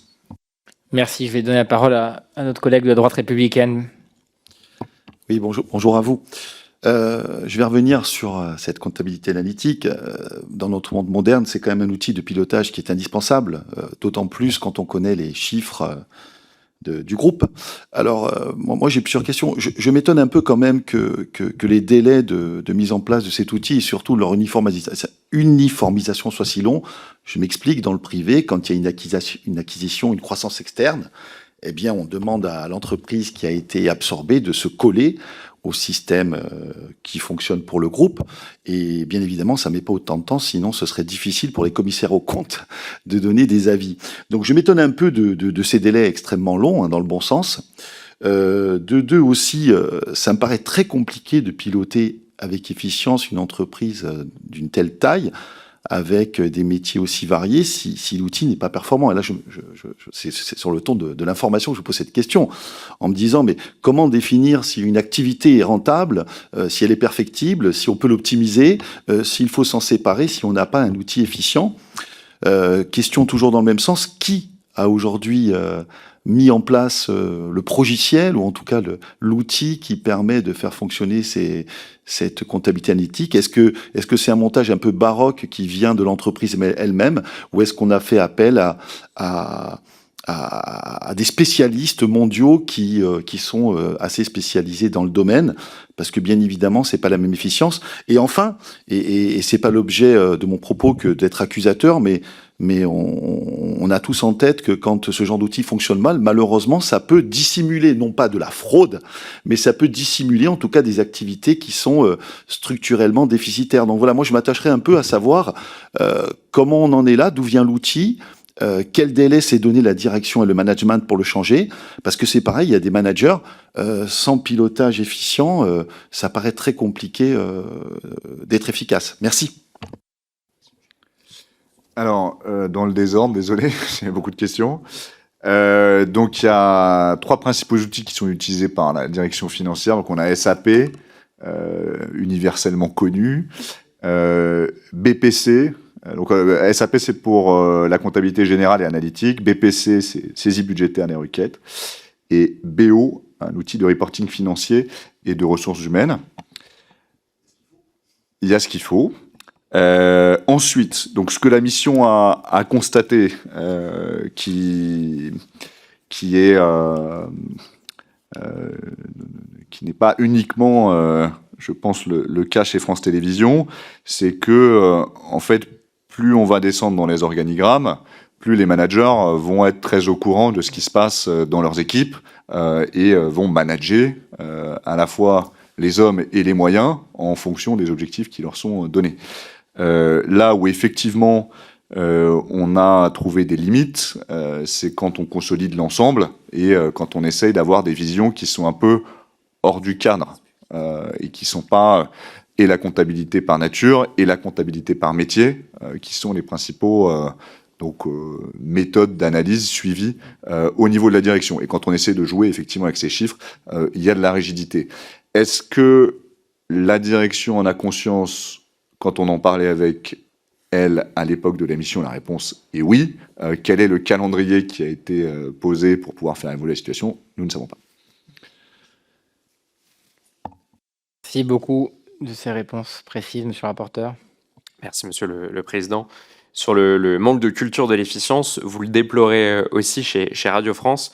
Vous qualifiez la culture de l'efficience d'insuffisante, même si vos conclusions semblent quand même plus nuancées que chez France Télévisions, mais quelle différence en la matière avez-vous relevé dans la culture de l'efficience entre France Télévisions et Radio France?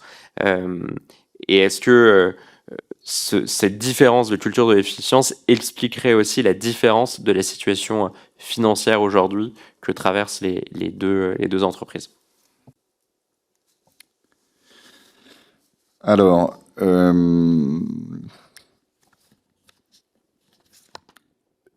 premier point, Radio France a une comptabilité analytique qui est nettement plus lisible que la comptabilité analytique de France Télévisions, pour une raison simple, c'est qu'ils ont continué à avoir une réflexion par antenne, là où vraiment France Télévisions a fait un choix stratégique de ne plus avoir de réflexion par chaîne.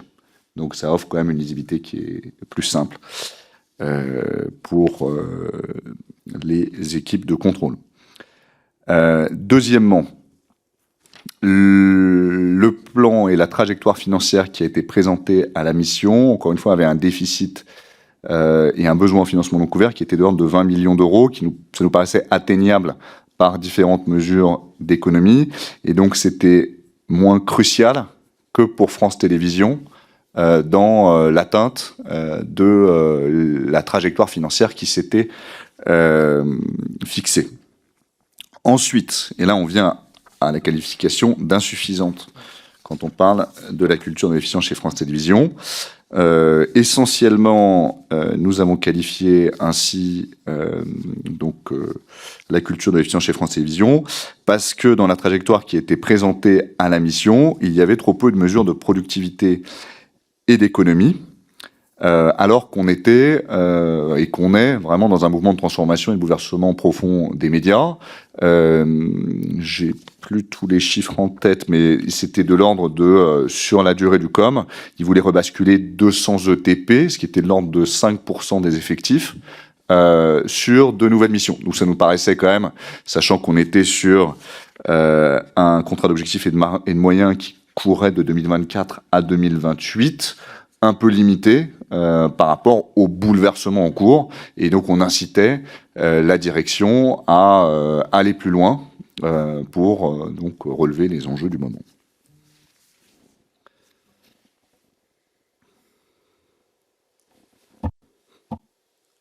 Merci pour votre réponse. Dans le rapport de la Cour des comptes, il est souligné que la situation financière de France Télévisions n'a pas été véritablement débattue au sein du conseil d'administration. D'un point de vue d'inspecteur, les conseils d'administration de l'audiovisuel public jouent-ils réellement leur rôle de pilotage stratégique, ou est-ce qu'ils sont plutôt cantonnés à une fonction un peu d'enregistrement des décisions prises par la direction? Et est-ce que vous avez identifié d'éventuelles failles dans la composition, dans les compétences, ou même dans l'indépendance des administrateurs?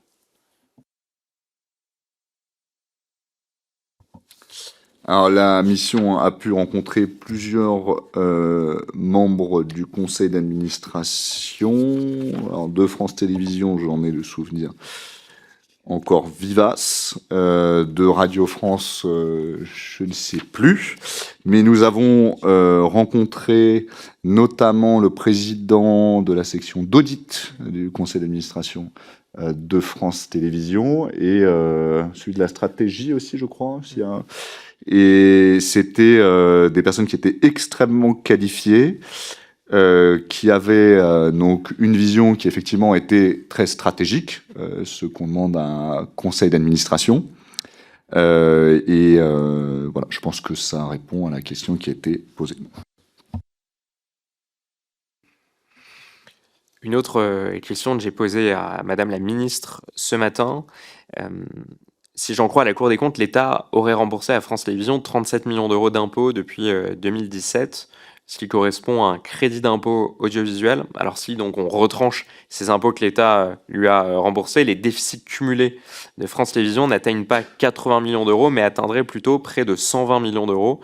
Est-ce que vous pouvez nous en dire plus sur ce crédit d'impôt? Quels sont d'ailleurs les critères d'attribution?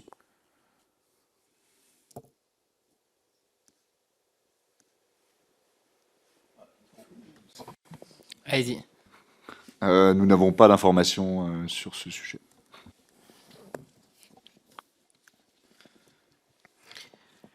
Une question d'ordre un peu plus général. Donc, on a vu différentes déclarations. Enfin, en tout cas, on a lu différentes déclarations de Delphine Ernotte, qui a préféré les réserver à la presse plutôt qu'à la commission d'enquête à quelques jours d'intervalle, où elle lance un grand plan de réforme. Je crois qu'elle les estime autour de 180 millions d'euros d'économies. Quelles seraient, selon vous, de façon un peu synthétique et résumée, quelles seraient, selon vous, les grandes priorités à mener pour parvenir à ces 180 millions d'euros d'économies? Quels seraient les leviers principaux et les plus efficaces qui pourraient être mis en place, d'ailleurs, à court-moyen terme? Je suis pas sûr de bien comprendre la question. C'est une sorte de quiz parce que pour comparer ce qu'a dit Delphine par rapport à Non, sans comparer par rapport à ces annonces, mais sur 180 millions d'euros que France Télévisions doit trouver en économie budgétaire à court terme, quels seraient les grands leviers, ou en tout cas les leviers les plus efficaces qu'il faudrait mettre en place à court terme? On a vraiment écrit un niveau de détail, je pense, extrêmement précis dans le rapport. On a documenté, en tout cas, était de l'ordre d'un plan d'économie qui était de l'ordre de 200 millions d'euros présenté par l'entreprise pour pouvoir justement financer le besoin en financement non couvert sur l'ensemble du COM qui était de 200 millions d'euros. On s'était exprimé sur chacune des lignes sur la faisabilité de ces économies. Donc là-dessus, on peut rentrer dans le détail, mais je ne suis pas certain que ce soit vraiment ce que vous vouliez faire. Je vous laisse me dire.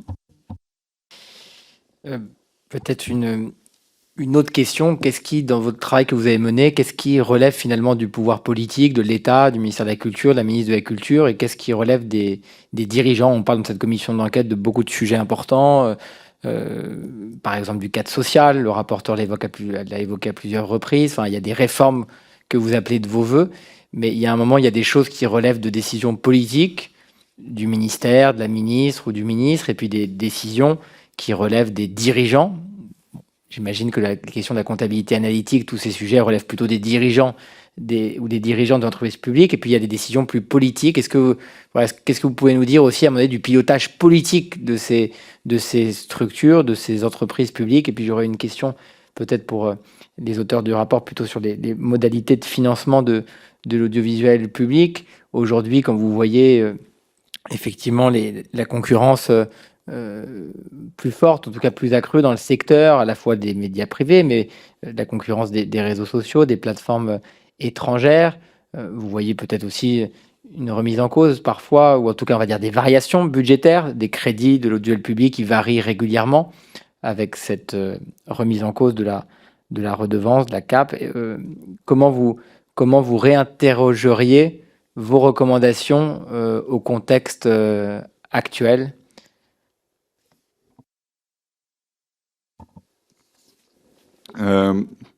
Sur le premier point, je vais partager avec vous en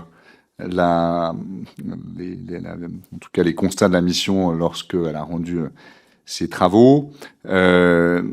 C'était dans un contexte avec une variabilité extrêmement forte des réflexions sur l'évolution globale de l'architecture de l'audiovisuel public en France. Je me rappelle qu'il y avait eu en 2019 un projet de loi relatif à la communication audiovisuelle et à la souveraineté culturelle à l'ère économique qui proposait de mémoire, ça devait être la création d'une holding présentée par le ministre de la Culture, Monsieur Riester, pour et au nom de Monsieur Édouard Philippe, Premier ministre, qui a été abandonné à la suite du Covid, qu'on a eu ensuite une proposition de loi relative à l'audiovisuel public qu'on a mentionné tout à l'heure, qui a été présentée par le sénateur Laurent Lafon, qui a eu une vie assez mouvementée entre le Sénat et l'Assemblée et qui donc a fait l'option d'une motion de rejet préalable en 2025. Et donc je pense que nous, ce qu'on a constaté au moment des travaux de la mission, c'est qu'on est dans une sorte de bouillonnement aujourd'hui sur l'avenir de l'audiovisuel public. La question est qui, entre les dirigeants, les ministres, mais je pense qu'il faut aussi mettre dedans le Parlement et l'ensemble des personnalités qualifiées, doivent participer à la cristallisation de ce qu'est l'avenir de l'audiovisuel public. Je pense que c'est une question qui est absolument essentielle. Je pense que c'est une question qu'il faut absolument trancher dans les années à venir pour pouvoir fixer un cap stratégique et permettre aux sociétés justement d'engager les réformes fondamentales dans un cadre de confiance avec à la fois une trajectoire financière mais aussi une vision partagée par suffisamment de décideurs. Est-ce que vous diriez juste que le ministère de la Culture exerce vraiment la tutelle de l'audiovisuel public. Ce matin, nous avons interrogé avec monsieur le rapporteur la ministre, par exemple, sur la part variable de Delphine Ernotte. J'ai demandé à plusieurs reprises de savoir si le ministère de la Culture avait validé cette part variable ou non, simplement par souci de transparence et d'en expliquer d'ailleurs les raisons. Et ça pourrait être totalement légitime. Bon, on voyait qu'on avait du mal tout à fait à obtenir la réponse. Finalement, je crois que la ministre nous a indiqué que l'État avait approuvé cette part variable. Mais dans vos travaux, est-ce que vous diriez que le ministère de la Culture exerce vraiment la tutelle, c'est-à-dire le pilotage stratégique de ces entreprises, puisque vous avez examiné la proposition de holding, vous avez fait du cabinet ministériel, etc. Est-ce que vous pourriez c'est votre sentiment que je demande, c'est est-ce que vous avez le sentiment que le ministère de la Culture aujourd'hui exerce vraiment à la fois le pilotage stratégique et la tutelle et le contrôle, le collègue de la droite républicaine a raison, de l'audiovisuel public? Du coup, le cadre de le pilotage audiovisuel public, il est défini par la loi. Il est partagé entre plusieurs tutelles. Il y a le ministère de la Culture, mais il y a aussi le ministère du Budget. L'ARCOM joue bien sûr un rôle très important dans notamment la nomination des dirigeants de ces sociétés et donc dans le cap stratégique que ces dirigeants endossent. Donc, pour répondre à votre question, oui, le ministère de la Culture exerce sa tutelle pour sa part, mais il est loin d'être le seul à donc prendre les décisions et définir donc le cap stratégique que doivent prendre les sociétés. Et je reviens à mon intervention précédente où je pense que une réflexion est en cours et devrait, c'est mon sentiment personnel avancer dans les années à venir pour permettre d'avoir un cadre qui est plus clair, moins instable sur l'évolution à la fois de la structure et de la stratégie de l'audiovisuel public en France. J'espère même dans les mois, puisqu'on attend l'inscription à l'ordre du jour de cette assemblée de la proposition de loi relative à la réforme du public, dont je suis le co-rapporteur, pour discuter dans cette assemblée de la holding, la création de la holding et donc d'une gouvernance par le haut. Monsieur le rapporteur, je vous laisse continuer. Merci, Monsieur le Président. Quelques dernières questions. Dans votre rapport de mars 2024, vous soulignez chez Radio France, je cite, des dispositifs en matière de rémunération et de temps de travail qui présentent des écarts notables avec les dispositions légales et les stipulations conventionnelles applicables. Est-ce que vous pouvez détailler, les lister et peut-être présenter, si vous en disposez le coup, les dispositifs auxquels vous faites référence? Nous, on a entendu parler notamment d'un cadre social extrêmement avantageux chez Radio France, 14 semaines de congés payés, notamment pour les journalistes. On a pu voir aussi qu'il y avait une liste de plus de 65 primes différentes qui pouvaient être attribuées. Est-ce que vous pouvez nous détailler un peu ce cadre-là, ce que vous aviez en tête dans ces dispositions que vous avez relevées, et est-ce que de tels dispositifs sont équivalents dans le privé ou dans d'autres administrations?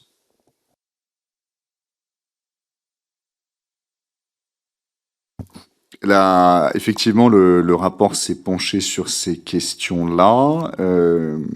On a notamment la partie 3.2.2.2 du rapport qui détaille ce point. Notamment les dispositifs en matière, je cite le rapport, en matière de rémunération et de temps de travail applicables aux journalistes et aux PTA présentent des écarts notables avec les dispositions impératives légales et les stipulations conventionnelles applicables au secteur d'activité des journalistes et personnels techniques et administratifs, parmi lesquels, donc là c'est les sujets dont on parle, la prime d'ancienneté au sein des primes non modulables, les congés supplémentaires pour motif d'âge et d'ancienneté, ainsi que les congés supplémentaires spécifiques aux journalistes.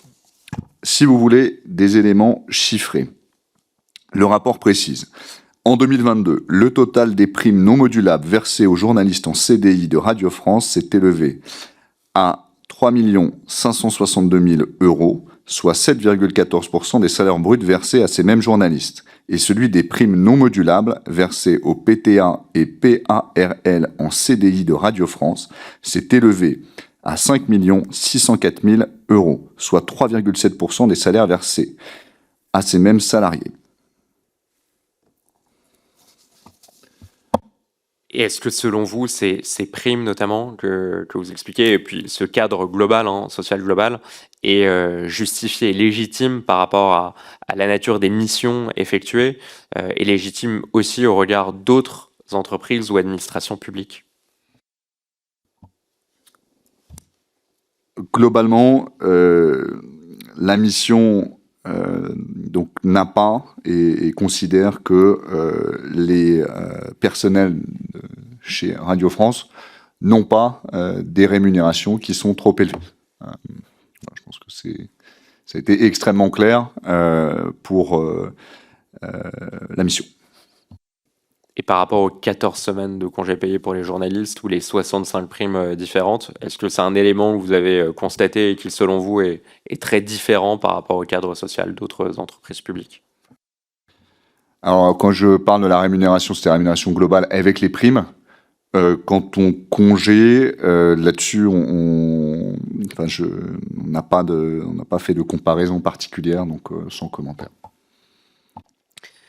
Autre question sur un autre sujet, question rapide. Est-ce que vous avez pu analyser la filiale de France Télévisions Studio?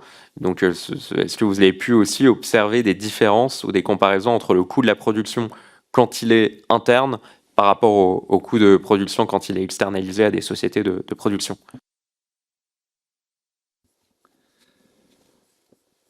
Non. Enfin, globalement, non. Je reste sur ma faim, du coup. Est-ce que vous avez une idée des marges que les producteurs réalisent, que les sociétés de production privées réalisent auprès de France Télévisions? J'imagine que la réponse sera la même, et je peux la comprendre. C'est un non, vous n'avez pas une idée des marges réalisées? Non, on n'a pas étudié cette partie des programmes. Allez-y, chers collègues, on n'est pas nombreux. Pour rebondir, parce que c'est intéressant, alors je ne suis pas sûr que le droit le permette, mais est-ce qu'on a une idée justement, est-ce que France Télévisions s'intéresse à un moment donné au niveau de marge de certaines émissions au programme qu'elle peut acheter à l'extérieur? Ou est-ce qu'elle se contente finalement de... En clair, est-ce qu'elle a une idée de ce que coûte en coût de revient une émission qu'elle achète et combien elle lui est revendue? Oui, et c'est une partie notable de l'activité des fameuses équipes d'audit internes que de pouvoir justement évaluer les marges. Nous avons prévu une audition avec le rapporteur de la direction financière, de la direction de la stratégie pour justement explorer ces questions en détail. Je crois que monsieur le rapporteur a encore 2 questions, puis après je laisserai les auteurs du premier rapport répondre à ma question sur aussi les enjeux financiers et leurs recommandations à l'aune des évolutions actuelles. Monsieur le rapporteur. Merci, Monsieur le Président. Deux questions, je pense, vraiment rapides. Vous notez implicitement dans les synthèses des 2 rapports des risques d'externalisation croissante, intermittence, producteurs privés, avec un affaiblissement des contre-pouvoirs internes. L'un des objets de la commission d'enquête, c'est notamment le phénomène d'hyperconcentration des contrats passés avec des sociétés de production. On a beaucoup parlé, notamment de Media One, de Together, de Banijay. Est-ce que c'est l'une des pistes? Est-ce qu'il y a des recommandations dans vos rapports par rapport à ce phénomène de concentration des contrats passés avec des sociétés de production? Et l'externalisation croissante aussi qu'on peut noter, c'est-à-dire que France Télévisions délègue une grande partie de ses émissions, de ses fictions, de ses documentaires à des sociétés de production privées. Oui, il faut bien comprendre que Radio France a produit l'immense majorité de ses contenus et donc est propriétaire des contenus, peut proposer des bibliothèques avec des contenus qui remontent à jusqu'à il y a 20 ans, 30 ans, 40 ans parce qu'ils sont propriétaires de ces contenus-là. Le modèle de France Télévisions est totalement différent, plus classique sur le média télévision, c'est d'acheter une partie significative de ces contenus hors information à donc des sociétés tiers. Cela dit, nous n'avons pas étudié la composition des programmes et encore moins la concentration de l'achat de programmes envers certaines sociétés. Merci. Une dernière question du rapporteur. Est-ce que vous avez éprouvé des entraves, notamment dans la réalisation de vos missions pour la rédaction de vos rapports? Est-ce qu'il y a eu des entraves particulières? Aucune. Merci. Est-ce que vous voulez peut-être répondre sur des évolutions de modalités de financement de l'audiovisuel public au regard des évolutions récentes? Oui, tout à fait. Alors, on avait, dans le cadre de nos travaux, dégagé 3 critères principaux pour garantir l'indépendance financière de l'audiovisuel public, à savoir l'adéquation des ressources aux missions, la prévisibilité des ressources et l'absence de régulation infra-annuelle. qu'on avait dégagé ça sur la base des textes existants à l'époque, qui se sont enrichis depuis. On a parlé tout à l'heure du règlement européen, qui reprend vraiment ces critères de manière très proche. Et puis, on a eu aussi la décision du 12 décembre 2024 du Conseil constitutionnel sur la loi organique portant réforme du financement de l'audiovisuel public, qui nous dit que la garantie des ressources du secteur de l'audiovisuel public constitue un élément de son indépendance, laquelle concourt à la mise en œuvre de la liberté de communication. Donc, il nous semble qu'il y a une vraie convergence sur le plan juridique sur ces critères, et que les propositions que l'on avait faites à cet égard sont peut-être encore plus d'actualité aujourd'hui qu'elles ne l'étaient hier, enfin en tout cas elles le sont tout autant. Donc, on a déjà parlé des COM, qui sont aujourd'hui le support qui devrait être celui de l'adéquation des moyens aux missions. Et donc, voilà, encore une fois, nous, on préconise des COM qui soient véritablement garants de la prévisibilité des ressources du fait de leur pluriannualité. On sait que ce dispositif a des fragilités, on en a parlé tout à l'heure, et c'est pour ça que nos préconisations avaient vocation à les atténuer dans la mesure du possible, sachant, on l'a mentionné, que si on voulait une trajectoire pluriannuelle qui soit vraiment contraignante, il faudrait s'engager dans une révision constitutionnelle, donc ce serait quand même une marche assez largement plus élevée. Et c'est pour ça que voilà, notre solution de commission nous semblait être ce qui, avec une modification du droit relativement limitée et faisable, serait le plus de nature à garantir ces critères que l'on avait dégagés et sur lesquels un fort consensus juridique s'est dégagé depuis.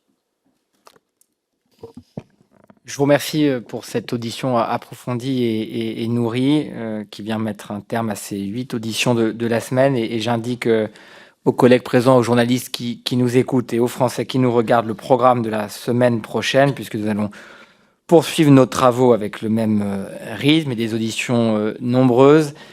Mardi 10 février à 16h30, nous aurons l'audition de Madame Élise Lucet, de Monsieur Gilles Delbos, rédacteur en chef de l'émission Envoyé spécial, et de Madame Sophie Le Gall, rédactrice en chef de l'émission Cash Investigation, mardi 10 février à 16h30. Mercredi 11 février 2026 à 15h, audition de Monsieur Tristan Valex, présentateur et rédacteur en chef de l'émission Complément d'enquête, Madame Séverine Lebrun, rédactrice en chef adjointe de l'émission Complément d'enquête, et Monsieur Emmanuel Gagné, rédacteur en chef sur France 2. À 17h30, audition de Monsieur Hugo Clément, présentateur et producteur, Winter Productions, et de Monsieur Samuel Etienne, présentateur de l'émission de jeu Questions pour un champion. Jeudi 12 février, à 9h, audition ouverte à la presse de Monsieur Christian Vion, directeur financier de France Télévisions, de Monsieur Laurent Benayoun, directeur des ressources humaines et de l'organisation par intérim de France Télévisions, de Monsieur Gilles Monchy, directeur de la production des jeux, divertissements, magazines et documentaires de France Télévisions, et de Madame Juliette Rosset-Caillé, directrice de la stratégie et du pilotage de la transformation de France Télévisions. À 14h, l'audition des représentants de France TV / Monsieur Alexandre Dureux, directeur délégué des programmes en charge des contenus jeunes publics de France Télévisions. Madame Tiffaine de Ragonel, directrice de la stratégie éditoriale de France Télévisions. Monsieur Paul Joalan, responsable de France TV / Madame Alexandra Da Silva, responsable des plateformes numériques, et Madame Amandine Roussel, directrice de la plateforme digital et streaming Oukou / et Madame Diane Saint-Réquier, ancienne animatrice de l'émission Sexy Souci sur France TV /. À 16h30, audition ouverte à la presse, elles sont toutes ouvertes à la presse d'ailleurs, des syndicats et de la Société des journalistes de Radio France, CGT, CFDT, FO, SNJ, Sud, UNSA. Je vous remercie à toutes et à tous d'avoir pris part à nos travaux et je remercie nos intervenants qui viennent conclure cet après-midi. Et je vous donne rendez-vous mardi après-midi prochain. Je remercie aussi les administrateurs qui nous ont accompagnés et les personnels de l'Assemblée nationale pour cette semaine d'audition. Merci d'avoir suivi cette audition jusqu'au bout.